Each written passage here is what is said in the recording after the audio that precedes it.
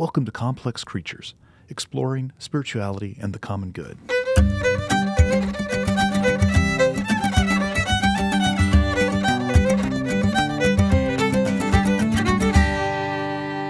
Greetings, friends. Welcome to Complex Creatures, my podcast exploring spirituality and the common good.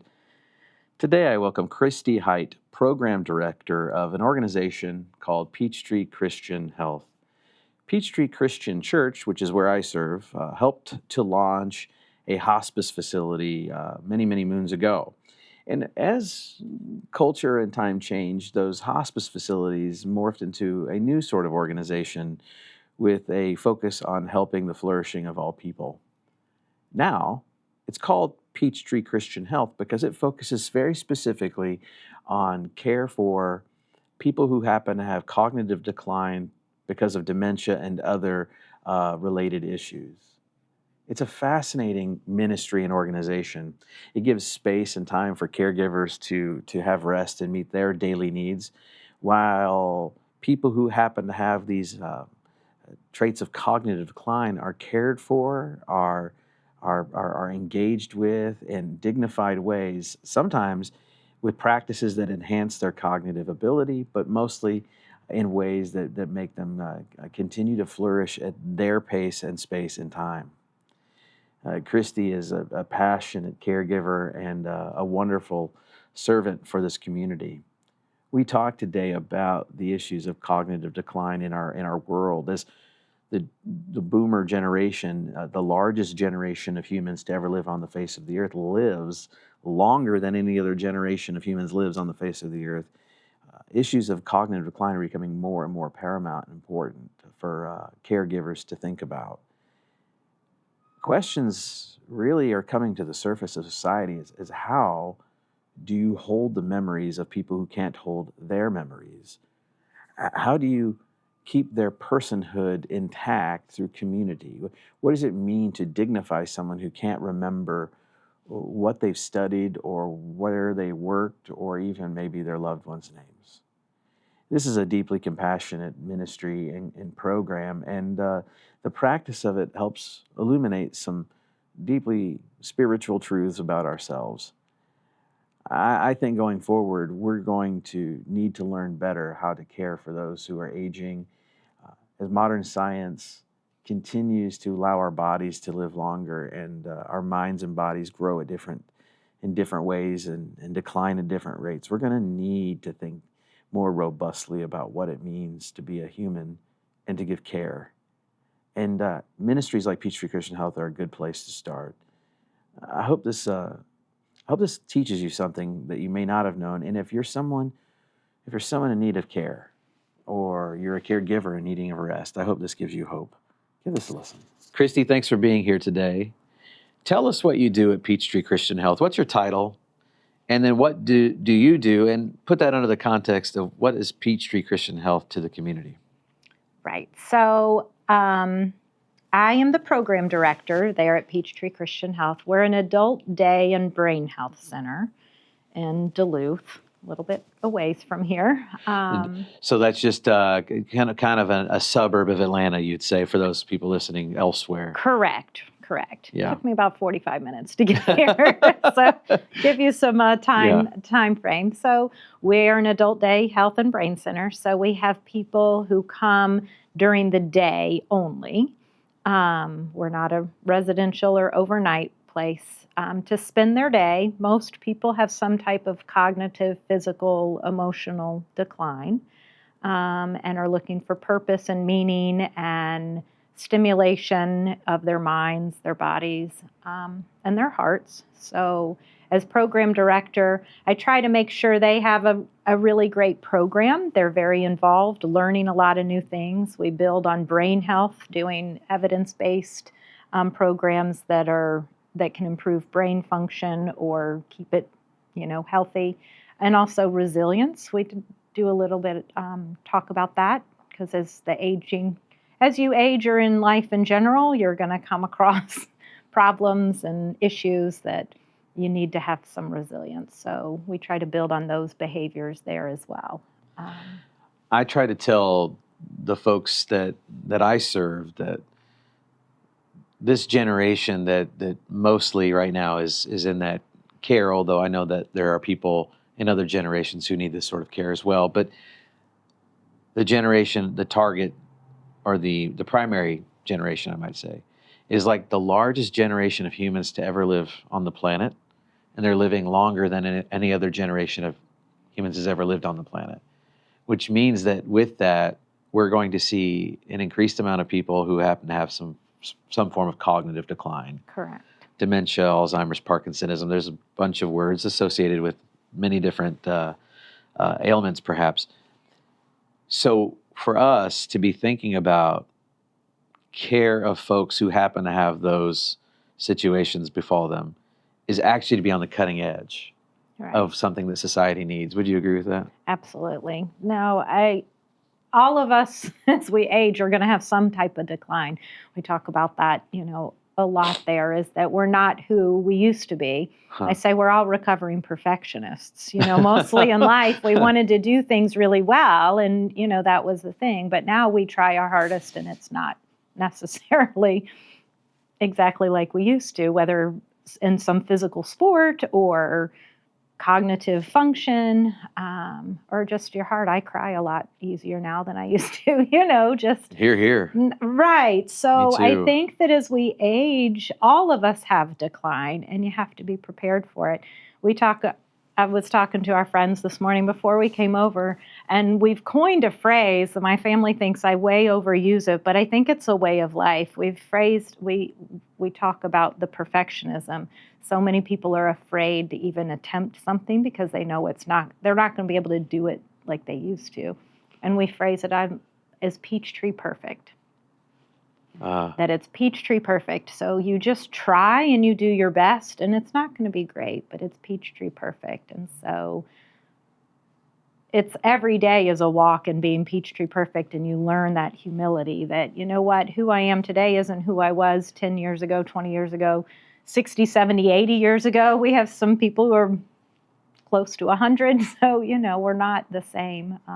But how we care for that population, to get back to your kind of original, is so important, because right now, which is so sad to me, the only conversation seems to be with if you have some type of physical or emotional or cognitive ailment, the two options seem to be, well, you can get some home health. And no disparaging home health, it's great. Right. People need help at home. But that in and of itself is the only card in your deck necessarily is isolating. Right. And people are finding themselves isolated in their homes. So that's one option. And it's very much, big business kind of thing, right? And then you have the other big conversation is always the residential care, going into assisted living, selling, or independent living, or this continuum, or memory care, which necessarily isolates you from your family. So there's this huge gap in between being isolated at home in your, with maybe just a home health option, and that this congregational respite like you're doing here, the adult day health model, that's like a community. Like you can still have needs and be cared for in the community and still have those relational, we're social creatures. We need. There's so many studies. I always ask the friends, I'm like, how many of you smoke 15 cigarettes a day? They're like, I didn't. Oh, well, what about 10? And they're like, no, we don't smoke. I'm like, well, why don't you smoke? They're like, because it's not healthy for you. And I said, do you know if you take two people at the same point in life and you have one smoke 15 cigarettes a day and you put the other one in their house to live and not come out, their health outcomes are the exact same. So why are we putting, why are we making recommendations for people to stay home? We need to try to expand options in the community. Like the community, it's a community driven, which is where it gets a little challenging, is who takes the torch for that, who leads more of a community care model. There's, dementia-friendly communities and things like that out there, but So it serves a gap in care. And you mentioned that we at our church here at Peachtree Christian Church in Midtown Atlanta, we have a day respite program on Tuesdays and Thursdays, and we call those who participate friends. Mhm. And I heard you say yours are friends. Why do you use that language? Well, when we were first looking at changing, we were originally an inpatient hospice, and we were pivoting and taking the care way, way back earlier in the process. They were like, well, do you call them participants? Do you call them clients? Do you call them patients? Right. And we were like, no, they're our friends. We call them our friends. And that was decided on very, very early. I mean, some clinical stuff has to have, patients or participants, but in referring to them, they're our friends. We meet them at the same level. Most of them think they work there anyway. So, right. There's a dignity to it. And absolutely. I think that's the biggest thing is you are maintaining their dignity. And they'll tell you that. I always am asking them so much. There's so much wisdom. I actually, before I came, was like, I had a whole board of advice and thoughts that they were giving. Oh. And how the community can come together to support the aging population. It boils down to the dignity that they still have purpose. They still have worth. They still have things to say. Even if it's hard for them to get the words out, they still want to be listened to, and they still want to listen to you. They want to tell their stories, but they want to hear your stories. They want to support each other. And that's why I love the adult day model, is it gives people that opportunity to be community. So many of them talk about how growing up and, they had these churches were mostly very important. They had their church families. Many of them are now living, with their children. And as we know, church isn't very important to all, everyone. And so many of them miss that church community, and they feel they get that when they're in some other. I think the community is so important to maintain. There's a theologian named Stanley Hauerwas who he's a bit of a provocateur, and he said once, or maybe many times, that a society, he said something like the Christian church, meaning all Christians, will have been effective if in 100 years' time we're the only people not killing our young and killing our old, which is a provocative way of indicting a cultural stance that does not dignify life at the margins, a life that doesn't produce. I love that. It is a challenge, and it is something that I've tried to hold in my mind, because it's all too easy to move past people who can't do something for you or for the community, just to move past them or see them as maybe even being a chore in your way to something more successful. I don't even know how to put it. It could seem like it's something, a relationship that is mostly about duty. And then I'm also mindful of Father Richard Rohr's writing, Falling Upward. That book came out a few years before a book that came out by the columnist. I'm dropping the name of the columnist, but it's called the two. This other columnist wrote a book about the two halves of life, the two mountains of life. David Brooks from the New York Times, and both of them, in their own ways, say that our culture is built for the youth. It's focused on youth culture, youth energy, youth productivity. And as such, we think of life as all about what you amass in the early stages: education, expertise, family, finances, skills, and so on. But that there is also a second half of life where we're supposed to be amassing something much more than just stuff that you mark off on like a list of things that you dream about when you're a kid, like wisdom, like experience, like that extra something that can really make you an elder to a community. And I don't mean an elder as in just that you're older. I mean that you have value because you are blazing the trail with virtue and insight.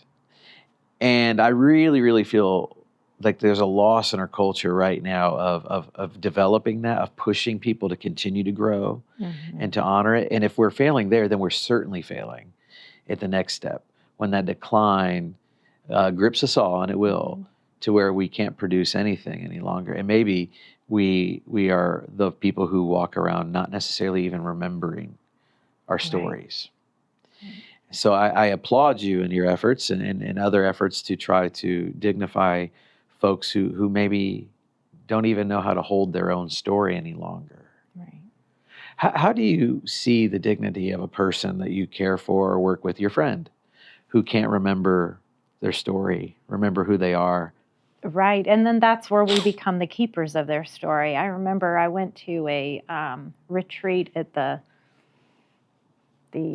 Monastery of the Holy Spirit, and one of the monks, Brother Mark, I think was his name, he took care of all the older ones, and he had an older monk who had Alzheimer's, and he was really having these great panic attacks, like, what happens when I don't remember who I am, what happens? And he was just always on edge and so anxious because he knew that was coming and that he'd forget who he was. And Brother, I believe it was Mark, he said, "Don't worry, brother.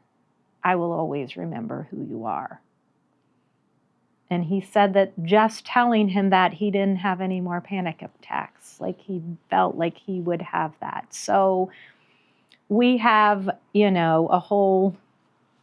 everyone's different, right? You meet one person, but they all have their dignity. Just even in looking at language is really is not our first method of communication, in our place. Like which is really important when we're working with such a diverse population. I think we have a world map. So when people enroll in our program, they put a pin in the country or place where they were born.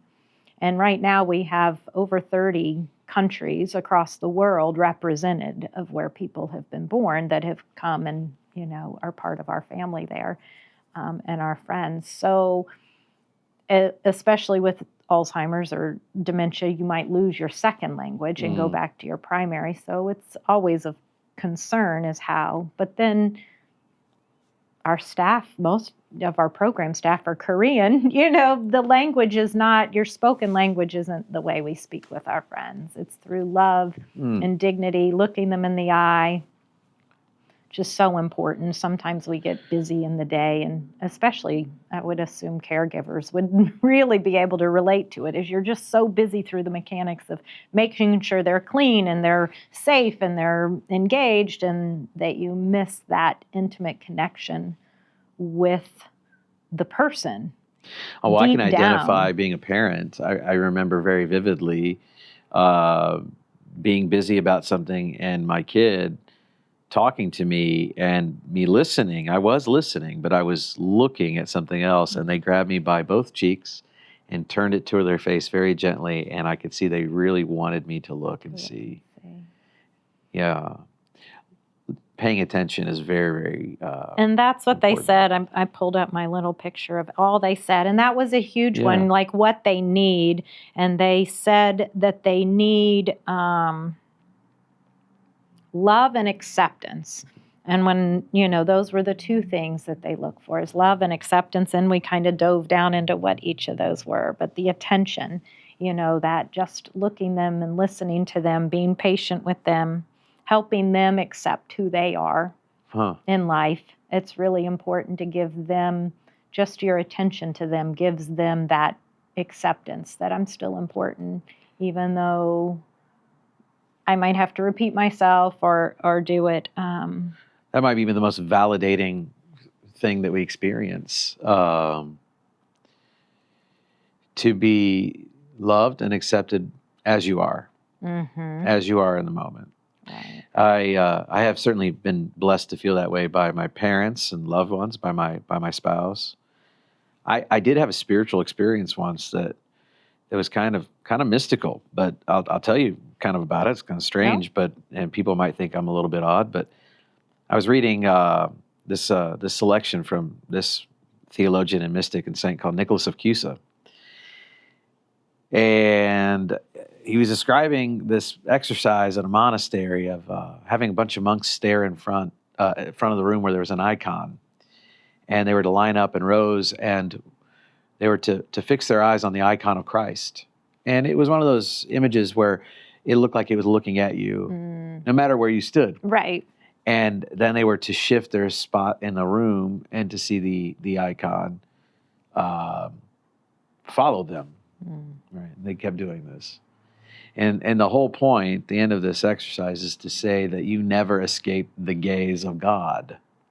And as I was reading this, I mean, it was in his words and everything. I'm going through this reading. I had like incense burning over in the corner here. And the incense smoke was kind of going up into toward the ceiling and out toward the door. And I had this almost, I can't explain it except for to say that I felt as though I were with the incense floating above myself, looking back on myself. And for a moment, I just knew that no matter what, I might run from God, I might ignore God, but I was seen.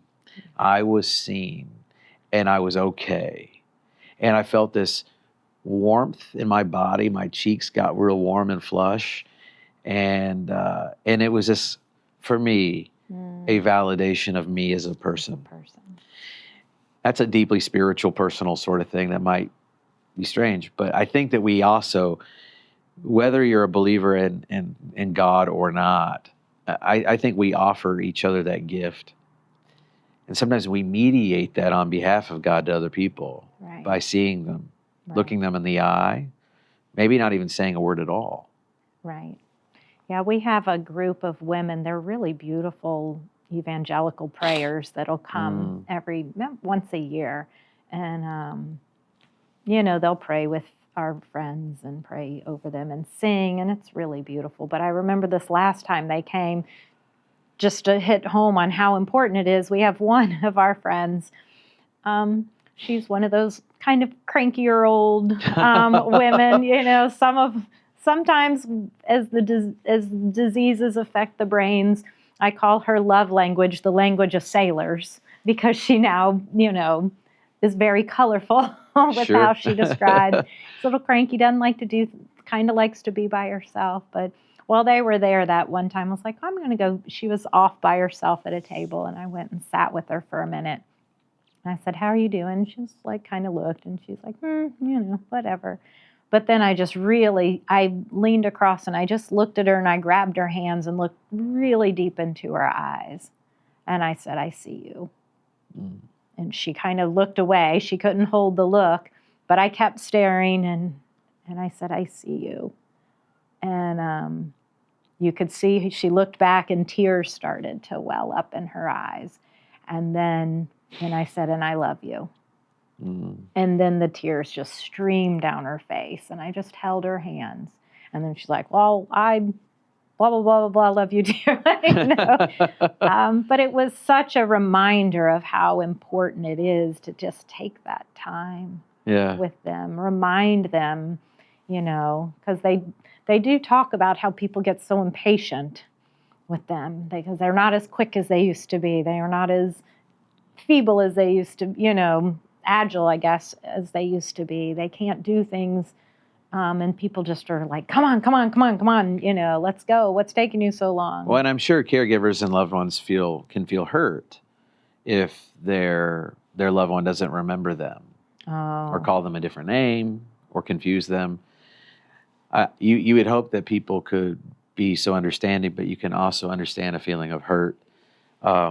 Because in a way, you're mourning. You're as a caregiver, you're mourning something that's lost, or is being lost, and so you can understand the hurt. It's a very long grieving process. This dementia, Alzheimer's. Yeah, it is a very, very. Every day you're grieving one more loss, one more. We hear that, and we see it, and we experience it. In the care we provide, that it is a very long grieving. I'm really compelled by that monk's phrase that I will remember you, and we become the keeper of memories. There is a man in our congregation whose wife has since passed, and she declined rapidly after they were married with into her disease, and he very faithfully brought her as often as the doors were open. They were here, and we all thought he was a saint. Still do think he's a saint for his care. And my old associate and I sat in the back of the sanctuary and watched his communion was passed. And the way communion's received often at this church is through the passing of a tray. And each person sort of takes a bit of bread, receives it into their mouth, and then a cup and receives it, and it's passed. Oftentimes people will turn to each other and offer it to each other. Of course, when it comes to this man and his wife, she doesn't know what to do. She's doesn't seem very aware of what's going on at all. And I watched him hold up the bread to her and say, "This is for you. This is Jesus for you." And he said her by her name. This is for you because Jesus died for you. And he was very carefully and gently explaining it to her. And I thought, there's no sense in that moment in that moment. There's no pretending she doesn't remember her faith, right. But he does, and he's holding her faith, not right. just her story, but her faith as well. Right. And that made us weep as we talked about it, being a veritable image of what we believe in the church is the body of Christ. So we are for each other's benefit for the sake of flourishing under God's care. But how just basically human that is as well. Mm-hmm. How healing that can be, if you will. Right. Not healing as if her disease is healed, but... Right. And you think about... I can't remember. Who was the other Reverend Jarrod?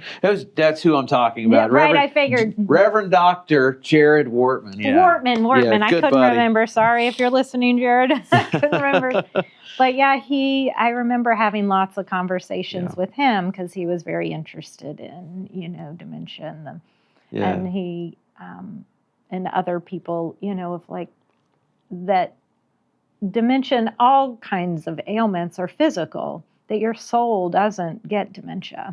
Your soul doesn't have Alzheimer's. Your soul doesn't have Parkinson's. That everyone's soul is still intact and perfect as it's created. And you think of how your soul, how you touch your soul, even though it's through maybe some physical things, but you can still touch people's souls even when they've lost that, processing, just like looking the woman in the eye, holding someone's hand. There's so many ways. We talk a lot about as the cognitive memories fade, you still have so many emotional memories. Right. That you can connect to. And that's why we talk how important, as our friends are adjusting to a new environment, is to create a positive emotional memory, because those last way longer than the cognitive memory. If you smell some perfume that your grandmother wore, you're immediately taken back there. Right. Different ways of connecting in the brain. The brain's a fascinating thing, but it is. But you can connect at people's souls in so many different ways that don't necessarily. And the muscle memory, they say muscle memory for those, and we see it with music therapy all the time. You start singing old hymns and someone who can't say their name is singing the hymn exactly. Right. Sometimes it's been, in my experience in ministry, when somebody is, whether they have cognitive decline or not, but they are in the process of dying. Sometimes saying words is less important than just singing hymns that they would know. Mm-hmm. And that's why shared language is so important, because sometimes you rely on the words that are known and said and shared. Mm-hmm. So that could be scripture. It could be any scripture from any tradition. It could be prayers that are already known and said from traditions, or it could be songs. Sometimes you don't have to come up with something new. You just can lean on these well-worn grooves of sense memory and verbal memory, right? That we've said these things. And the thing with music that you mentioned, it comes to mind, is that there's experiences I've had with people who have been in Alzheimer's in a state, in a state of decline, a significant decline, and when they would hear their favorite music, it would move them. And they would perk up. They would be moved by it. I can't explain what it was doing to them, but it was self-evident to me in that moment that it was a good thing. Right. And I've seen it, in different capacities, but we had one individual and very much struggled because he was in a very rapid decline and struggling physically, struggling functionally, struggling cognitively, but he loved music. But as I started to watch him and observe him and try to figure out, because he had so much anxiety, try to figure out how he was so, like, what was it? But I've also realized that it's something he didn't mess up. He knew the words. He knew the tune. It was like the one thing he could do during the day that wasn't going to be all jumbled up and stuff, because he struggled so much with trying to do things and not being able to move a ball from one place to another, or not being able to sign his name, or not be able to have a conversation that made sense. But that it gave him that dignity of being able to do something, like he could just be there and he could sing the words and he knew the words, which I thought was really interesting, because all the behaviors, you see with this cognitive decline particularly, they're just expressing an unmet need. And his need was just to be able to do something, like just to be able to do it and do it okay, So say that again, just so I understand. I think that was insightful and interesting, that all behaviors that might be challenging. I ain't saying all or no, but challenging behaviors are, I learned that from someone who had worked with people with dementia for a long time, and that they are trying to express an unmet need. There's something, they just can't tell you what it is, but so anxiety or wandering or hoarding or, aggression, or they have a need. So I always talk about how I've done lots of different things in my life, but this is like taking some days, it's like I've just taken like final exams for my dissertation or something. I mean, it's so mentally exhausting because you're constantly watching, we have 30 people, you're watching every single person and trying to keep them content and peaceful, because it's like a wildfire, it trickles out. Is what is the need that you see a certain little behavior. Why are they getting up every 5 minutes? What is it that they need? They need something. They don't know even what it is. I'm finding that to be a useful thought, because often just preach or teach or say to people individually that we need to assume the best of each other. And that so many different issues that we have are because we do assign some poor assumption to people. We project onto people in bad intent or whatever. Right. And I don't want to, make their condition juvenile in any way, because they're very accomplished adults. They're doctors and lawyers. But there are very many similarities between, and if you can, sometimes I think it helps, I just saw some post or something where a mother was explaining, when I need you to go slower, or I need you to hold my hand, remember when I held your hand, as a little girl.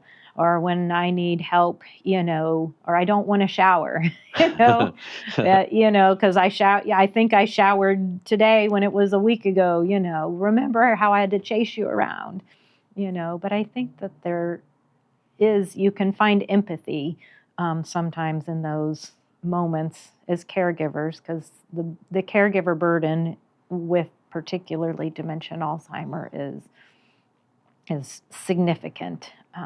And really hard for them. I appreciate your insights. To kind of close out for our time together, I want to ask you, this might help bring some awareness to the situation for anyone who listens, but if you had any ask of people in general, as it relates to cognitive decline, care, awareness, I don't know. programs, needs? What are those asks? What would you wish people just knew?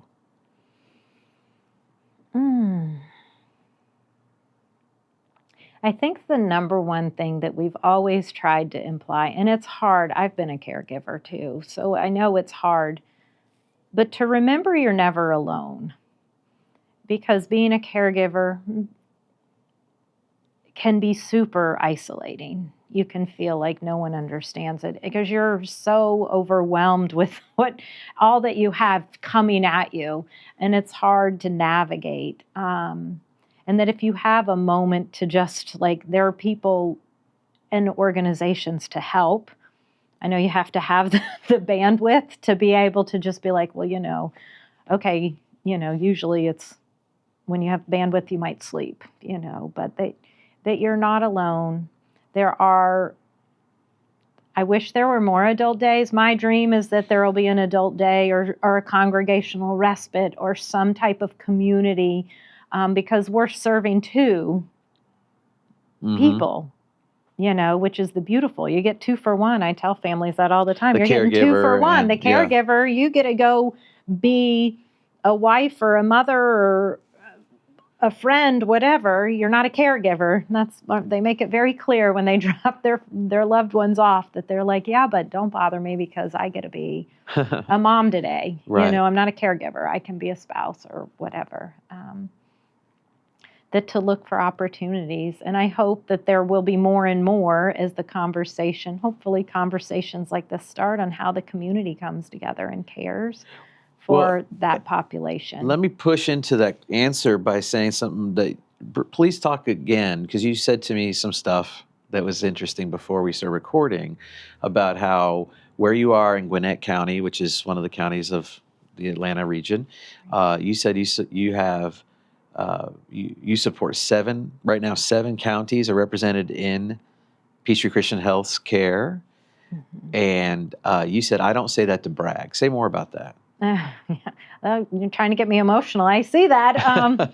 So no, we are an adult day, and there are some adult days. There aren't enough adult days. And I think the National Institute of Health even says it's one of the most underutilized services, which is part of the negative impact that it's not talked about enough, so there aren't enough around, but we have individuals come to our facility from 7 different counties, which is not a bragging right. I guess it could seem like that we're so great. People are coming from so far away. Right. There's nothing really out there for them. And then the sad part is well, because we have 7 counties, you'd think we'd be busting at the seams and have a wait list, hundreds of people long. And this morning, that's where I got all emotional this morning. I was telling him that 7 counties are represented here, and we had, it was still early, we'd get more, but 15 people. Right. That's a tragedy to me. It's a tragedy in how the community is let down, because you think of the thousands and thousands. I don't have the statistics on how many people are living with Alzheimer's and dementia. I know it's the 6th leading cause of death in Georgia. In Gwinnett County, it was the 4th leading cause of death for a while. It's very, very common. So where are they? Where they're at home. And you're saying that, and you've said to me that oftentimes people don't come seeking help until they're at a place that would be diminishing return on investment. Like if that might be a weird way of putting it, but if they sought help earlier, it can increase their... Correct. So statistically, we're serving 2 individuals at our adult day, or any congregational, anywhere, where the caregiver can take care of themselves and do their life and not have to worry about that, and their loved one is being cared for. Now that we've been around for a little while, we've been able to do health impacts and health outcomes. And we know, which is interesting to me, I really anticipated to see some improvements with caregivers. That would make sense. Well, we saw across 10 measures of health and well-being that the caregivers improved significantly across all of them, with the exception there was like no change or decline in financial, right? That makes sense because they're having to now pay for a service they weren't paying for before. What was really interesting is that with the people they were caring for, most of them, 80% of our friends have a diagnosis of Alzheimer's or dementia, a degenerative disease. So you expect decline. So I fully anticipated to see that over 10 measures of health for them, that you would find decline over time. But we're not. We're seeing improvements. Or, worst case, no change. So we're seeing people who've been there for over a year and their loved ones are seeing improvement or significant improvement across several measures: anxiety, worry, sleeplessness, socialization, quality of life, feelings of happiness are improved and improved significantly over time. Or they've not changed in terms of memory, negative behaviors or something. So we know we're having improvements.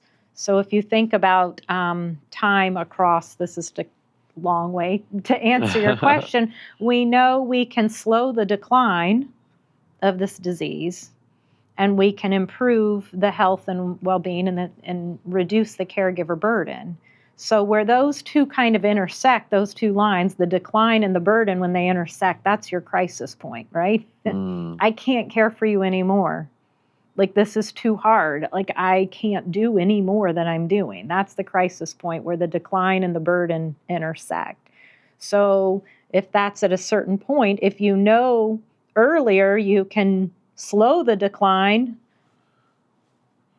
of the disease, possibly, and improve. You can push that crisis point out. Just statistically, if there are any mathematicians listening, statistically, that's twice as long. You can, from whatever point you start, you can get twice as much time. That's just using laws of averages, not saying no change. It's just saying there's some improvement on both ends. Most of the barriers that people have to seek help is financial, because they need to save their money for a rainy day, or they can handle it themselves. What's interesting, though, is if you're talking about twice as long, you can keep them in your home for twice as long than you might in a memory care. Let's say that crisis point puts someone with Alzheimer's in memory care.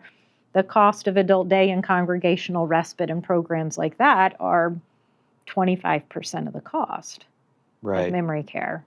So you put the 25% to the original crisis point, but now now it's 50% of the cost. I imagine that another barrier besides just cost is the guilt factor, or feeling as though you're letting someone down, or maybe, I don't know, maybe you're not wanting to look at all of the facts and figures. You want to kind of. Well, I would, and absolutely with caregivers, for absolutely giving up control. You can see that a lot is that COVID did not help that. Right. We're not, a place where we would just take people and then close and you couldn't see them again for 6 months, because of COVID. I know there's a lot of trauma behind people who may have had loved ones in assisted living or a situation, then COVID hit and they couldn't see them or get near them. They lost absolute control. They still have control. They're still the primary caregiver. We're just assisting them. They do have guilt with, until they come and see it. I think a lot of people have in their minds what this is, some glorified old idea of a nursing home or something, and it's not. They're so engaged with so many activities and what they're doing and love it. The guilt usually gets alleviated. There is the caregiver guilt, on the other hand, of taking care of themselves. I can't take care of myself because I got to take care of you, which we know is not a great answer either. I think the biggest challenge and barrier I see is when it's a spouse relationship. to spouses coming in, it's easy to go from a husband and wife to a care partner. Right. Where you're sharing the care and the decision making and the understanding, but to go to that caregiver, I use that a little bit differently. The caregiver is one who is now going to be making the decisions for you. I think that is by far the biggest barrier in spousal things. You can see it in kid relationships too with their parents, where they're now having to make the decisions for their parents, and there can be a lot of headstrong role transitions. It's role transitions. Yeah. I think that spouses can become, I see it more with husband wives, like maybe husbands who are very, traditional and took care of everything, and then the wives are having to come in and have their husbands, and their husbands, adult day is great and congregational respite's great, but it's not like something just if you're okay, you're just going to sign up for. So there's always a little bit of pushback. Sure. It's not necessarily with the program itself. I think our friends are pushing back to determine where the boundary and their autonomies lie. And that's and this is usually the first time families are really setting a boundary. And if they haven't done that in the past, it's really hard. And that person, the strong-willed father or mother or husband or wife is going to push that to try to get there. Not because we have video cameras. The families are like, they said they had a terrible time and nobody talked to them. I'm like, well, let me just show you what they did. Right. I'm like, they had a great time. Right. They're telling them that because they're pushing those boundaries.